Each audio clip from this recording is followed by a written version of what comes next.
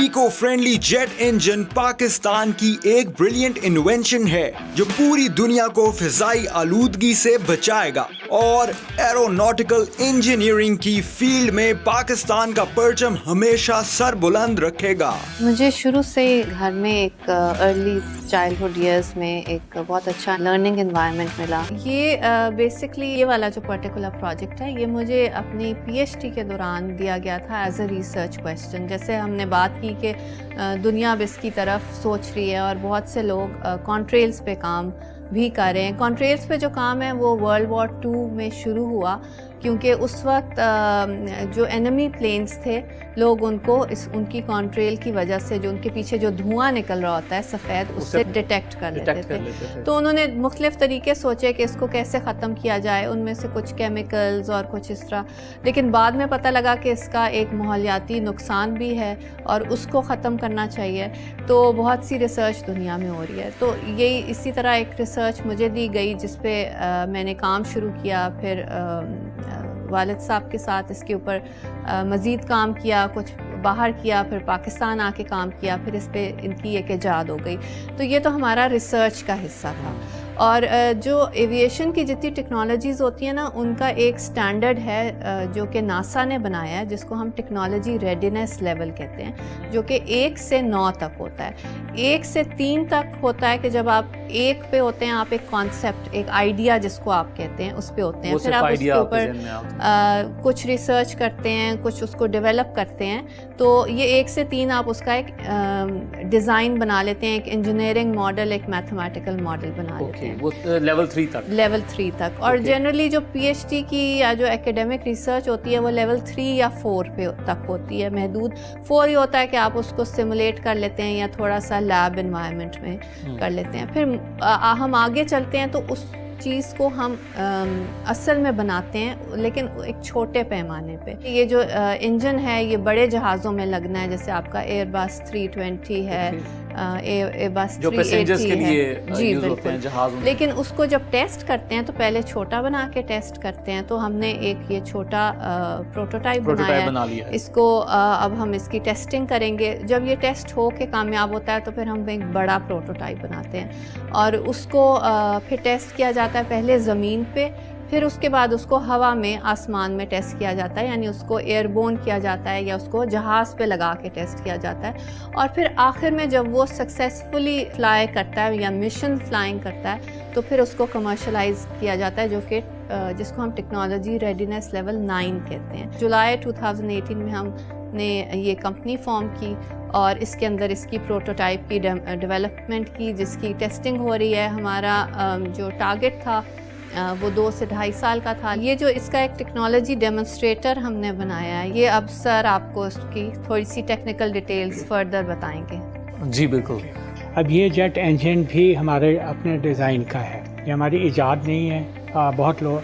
बहुत साइंसदानों ने इस पे बहुत काम किया है। स्टार्ट विद ये इसका सिंपली स्टार्टर मोटर है और आप यहाँ भी इसको खुले फॉर्म में आप देख सकते हैं। ये गियरबॉक्स की कास्टिंग है।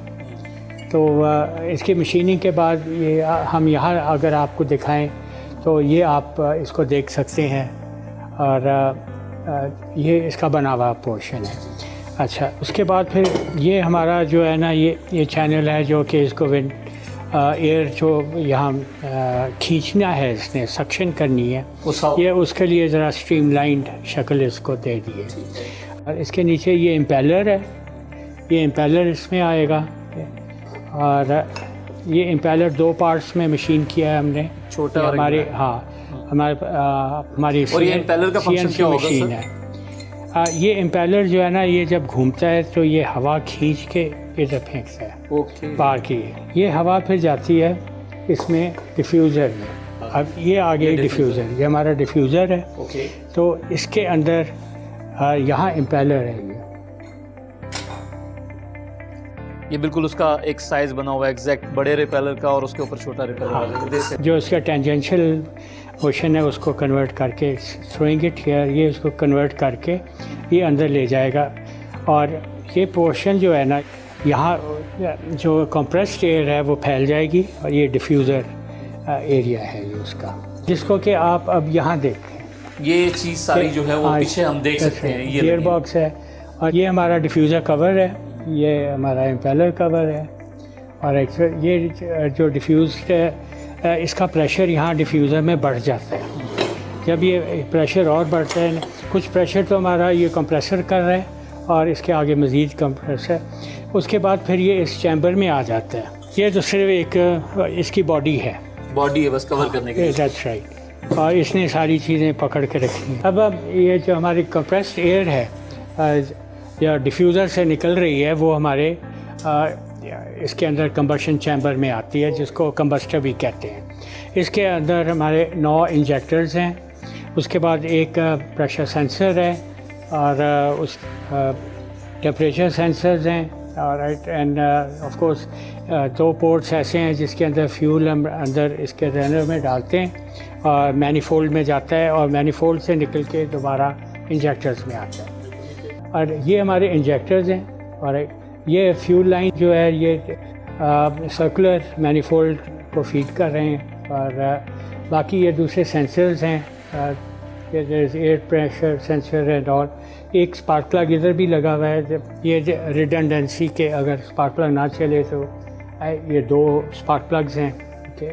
यहाँ भी आपको स्पार्क प्लग नज़र आना चाहिए, ये वाला, ये साइड पर है जो कि फ्यूल को इग्नाइट फायर करने के लिए, करता है। फ्यूल को फायर करने के लिए। जो स्पार्क प्लग इधर लगा हुआ है, ये इसके अंदर हमारा एयर फ्यूल मिक्सचर है, इसके अंदर ही है और ये इसको आग लग जाती है एंड देन ये इसके अंदर भंवर की तरह चलता है और ये इंजन के अंदर इस जगह पे और फिर यहाँ से एग्जॉस्ट करेगा। बिल्कुल ठीक है, ये इंजन का मुकम्मल हिस्सा है। हिस्सा हो गया। ठीक ओके। है। ये जितने सर पार्ट्स हैं ये आप खुद यहाँ मैन्युफैक्चर करते हैं या ये इंपोर्ट करते हैं? नहीं वो ये हमारा 95% इंजन जो है ये इधर ही हमारा इन हाउस बना है और इसमें ये एक बहुत कॉम्प्लेक्स असेंबली है, ये बहुत ही बारीकी से बनी हुई है। अगर आपको अगर हमारा कैमरा दिखा सके ये फ्यूल इंजेक्टर है इंजेक्टर्स। और ये एक पूरा असेंबल्ड इंजेक्टर है। इसके बहुत छोटे छोटे आप देखेंगे पार्ट्स हैं। जी, जी। इसके अंदर एक बहुत छोटी सी बहुत ही अंदर एक छोटे-छोटे parts पिस्टन हैं और ये जाती सारे भी है, अंदर ही उसके बने अंदर हुए ही हैं। आप